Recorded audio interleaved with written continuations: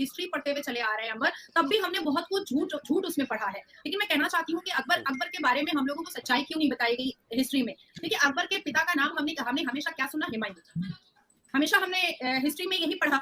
But 1539 में Humayun busy हो गया था चौसा के बैटल में, चौसा के साथ एक जंग में वो बिजी हो गया था, और 1540 तक वो उसी जंग में बिजी रहा। उसके बाद हुमायूं जो है वो अपनी वाइफ को अमरकोट के राजा के हवाले करके वो वहां से निकल गया, और 15 साल वो मिसिंग डायरी देने वाला तो कोई सिस्टम उस वक्त नहीं था, नहीं तो हम लोग हुमायूं की मिसिंग डायरी दे देते, या उस वक्त वो लोग मिसिंग डायरी दे देते हुमायूं की, क्योंकि वो कहाँ गायब हो गया था किसी को पता नहीं था। और इस बीच में पता चला कि हुमायूं को एक पुत्र पैदा हुआ है जिसका नाम अकबर रखा गया है। अब आप मुझे बताइए कि जो आदमी 1539 से लेकर के पूरा 15 साल स्ट्रेट गायब रहा, तो क्या उसने उड़ के दुआओं में फूंक करके अपनी बीवी के पेट में बच्चा दे दिया? अरे देवा, ये गड़बड़ है बाबा। या उसने नमाज में दुआ करके बीवी के पेट में बच्चा दे दिया? या ये अकबर का नुत्फा ही कोई और है? समझ रहे हो?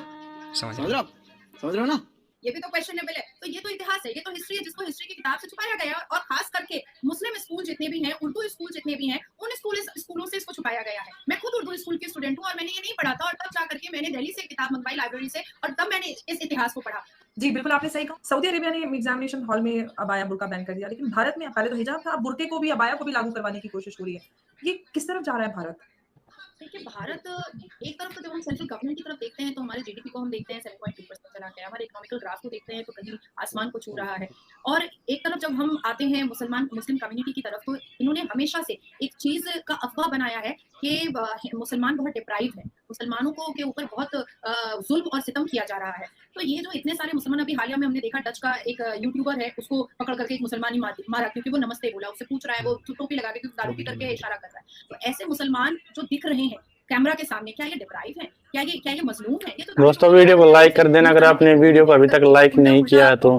ऐसे मौलवी मुल्लाओं को देखिए, जुबान की बात अब समझ में नहीं आएगी, सिर्फ और सिर्फ जेल की सलाखें ही इनको सीधा कर सकती हैं, और कोई इनको दुरुस्त करने के लिए और कोई चारा बचा नहीं है। देखिए अंबर, मैं हमेशा एक चीज कहती हूँ, और हम सबको पता है कि कुत्ते की दुम बहुत टेढ़ी होती है, 10 जन्म भी गाड़ दीजिए तो वो टेढ़ी की टेढ़ी ही निकलेगी। अब आप बताइए कि औरंगजेब ने 46,000 हिंदुओं का मर्डर किया था, फिर भी उसको पाकिस्तान अपना नेता समझते हैं, फिर ये हिंदुस्तान के मुसलमान क्यों समझते हैं? औरंगजेब ने मंदिरों से और हिंदू के घरों से बहुत सारे गोल्ड ऑर्नामेंट, बहुत सारी वैल्यूएबल चीजें, बहुत कुछ उसने लूटपाट किया था, और उसने अपने सल्तनत को आगे बढ़ाया था। अब आप मुझे बताइए कि ऐसे टेररिज्म माइंडेड औरंगजेब को हम क्यों महत्वपूर्ण समझे, हम क्यों इंपॉर्टेंस दें? ये लोग कत्ल और गारत को क्या कुरान कहते हैं? ये लोग बलात्कार और मोलेस्टेशन को और औरतों को नीचा दिखाने को इस्लाम कहते हैं?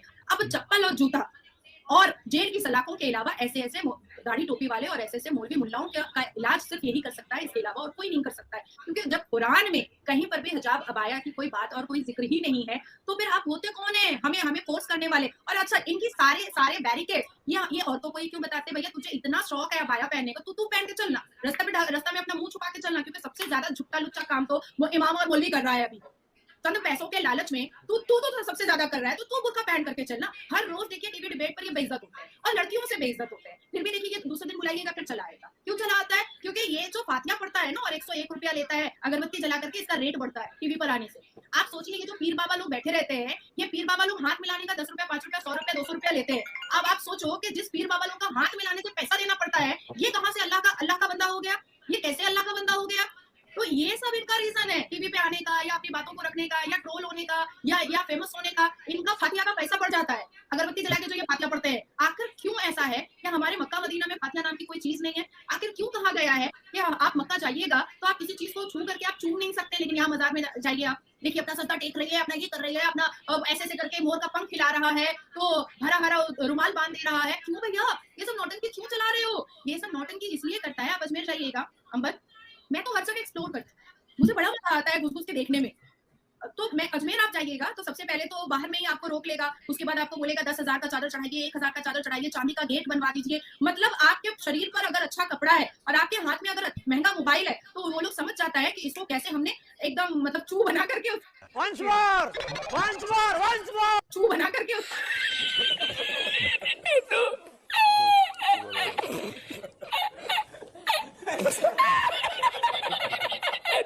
इसके पॉकेट से पैसा निकलवा लेना है, ठीक है? तो 10,000 का चादर और देखिए यहाँ लंगर खिलवाइए, यहाँ पर आप 10,000 रुपए 11,000 रुपए दीजिए तो यहाँ पर इतने लोग खा लेंगे और उसके बाद अंदर जाओ तो आप अजमेर शरीफ में लिटरली मोलेस्ट होते हो। एक तो सबसे पहली बात कि हमारे कुरान ने मजार परस्ती के बारे में सिर्फ और सिर्फ इनकार कहा है। मजार परस्ती कुरान ने बताया है कि गलत है, गुनाह है, सिन है। दूसरी बात है कि जो चादर हम पैसा दे करके हम मजार में चढ़ाएंगे, क्यों ना ह्यूमैनिटी ग्राउंड पे हम किसी का पेट भरते हैं। जिस मजार के अंदर मोलेस्टेशन होता है लड़कियों का, ये ज़ियारत करवाने के नाम पर ऐसे ऐसे मजारों को टूटना, ऐसे ऐसे मजारों को बंद होना और ऐसे ऐसे मुजाविरों पर कानूनी कार्रवाई करना बहुत जरूरी है। तीसरी बात दोस्तों वीडियो को शेयर करना जरूर करें, वीडियो को लाइक जरूर करें। कहा था कि हम सिर्फ दीनी तालीम करवाएंगे, हम दुनियावी तालीम हम दूर रखेंगे। तो भाई कुरान ने तो साइंस, उन्होंने ये कहा कि हम कोई और भाषा यहाँ पर या कोई और तालीम नहीं होगी, अंग्रेजी का अध्ययन या अंग्रेजी नहीं पढ़ सकते हैं। अगर आपको ऐसा करना है, कुछ और पढ़ना है तो आप कहीं और जाकर पढ़िए। दैट मीन्स समर दुनियावी तालीम।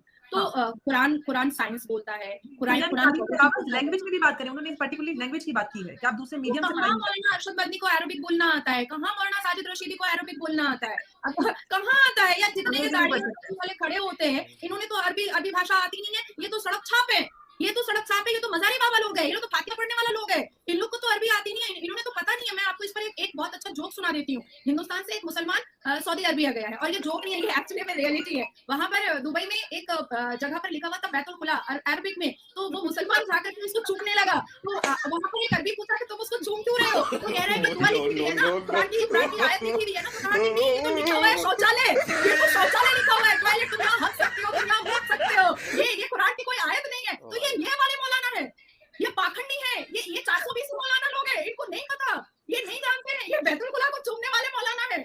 जहां पर देखिए, अब हिंदुस्तान के मुसलमानों को शिक्षा की जरूरत है। सच्चा कमीशन रिपोर्ट क्या कहता है या हमारा कुरान क्या कहता है? हमारे कुरान का पहला वर्ड इकरा का था। आप इकरा मानने को तैयार नहीं है भैया, और दुनिया की जो चीजें तो कुरान में लिखी हुई है ही नहीं है, उसको आप मानने के लिए लोगों पर मतलब चढ़े जा रहे हैं कि तुम मानो। देखिए, अब वक्त आया है अंबर के अवेयरनेस फैलाना बहुत जरूरी है और उम्मीद छोड़नी पड़ेगी कि कोई भी मुसलमान मर्द सामने आकर के ये सारी बातों का खुलासा नहीं करेगा, तो हम औरतों को ही सामने आना पड़ेगा और ऐसे 420 पीर बाबा, मौलाना, मौलवी का पर्दाफाश करना पड़ेगा। इन्होंने हिजाब पहना है, इनविजिबल हिजाब पहना है, 420 का हिजाब पहना है, झूठ फैलाने का हिजाब पहना है, जिसको हमको इनके चेहरे से उठाना पड़ेगा। जो इलीगल है वो टूटेगा, जो कानून है वो पूरा कार्रवाई होगा।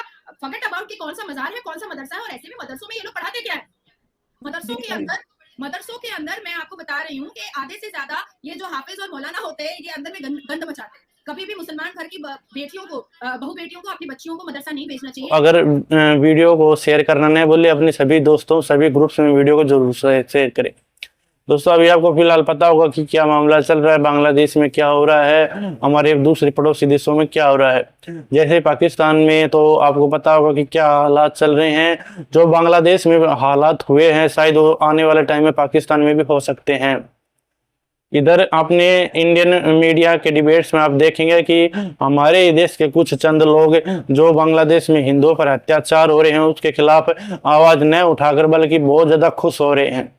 कुछ लोग केवल चुनावों में हिंदू बन जाते हैं, ब्राह्मण बन जाते हैं, लेकिन जैसे ही चुनाव चले जाते हैं उसके बाद फिर से वो अपना रंग बदल देते हैं। जो हालात बांग्लादेश के हिंदुओं और अल्पसंख्यकों का हो रहा है उसको देखकर भी वे लोग चुप हैं। और जो यहाँ दलितों हिंदुओं के लिए दुआई देते फिरते थे, आज उन सभी के मुंह बिल्कुल सिल गए हैं।